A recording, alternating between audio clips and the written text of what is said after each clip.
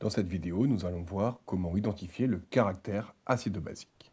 Nous avons tous déjà été confrontés à des solutions acides.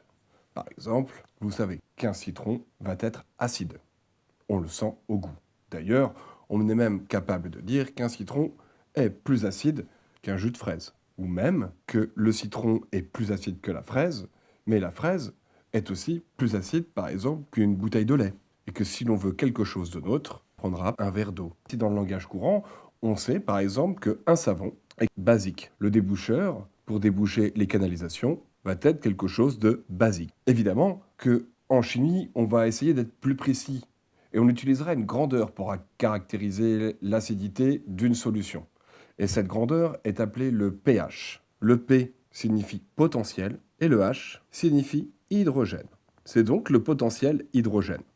Si l'on prend maintenant ici une échelle du pH, l'échelle du pH va du plus acide à 0 au plus basique à 14. L'échelle du pH varie entre 0 et 14 et au milieu, il y a la valeur 7 qui correspond au neutre. C'est H2O, la molécule d'eau. Nous avons au-dessus, entre 7 et 14, des solutions dites basiques et entre 0 et 7, des solutions dites acides. Maintenant, comment faire pour repérer si une solution est acide, neutre ou basique? Première chose, nous allons utiliser l'échelle du pH. Ainsi, si nous avons ici un pH de 10, alors la solution est basique car elle est comprise entre 7 et 14. Si nous avons un pH de 3, la solution va être acide car elle est comprise entre 0 et 7. Ensuite, il va y avoir d'autres indicateurs. pH signifie potentiel hydrogène.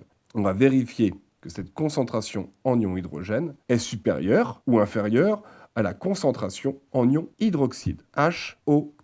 Ainsi, pour une solution acide, on remarque que la concentration en ion hydrogène est supérieure à celle en ion hydroxyde. Que pour une solution neutre, la concentration en ion hydrogène est la même que celle en ion hydroxyde, alors que pour une solution basique, la solution en ion hydrogène est inférieure à celle en ion hydroxyde.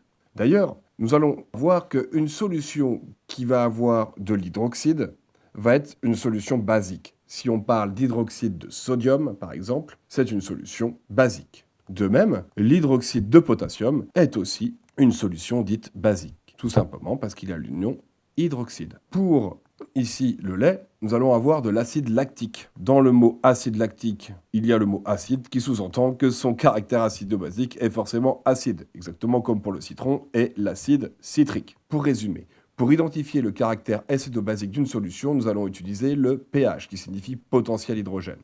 Ainsi, quand une solution est acide, elle va être caractérisée par une concentration en ion hydrogène supérieure à celle d'en ion hydroxyde.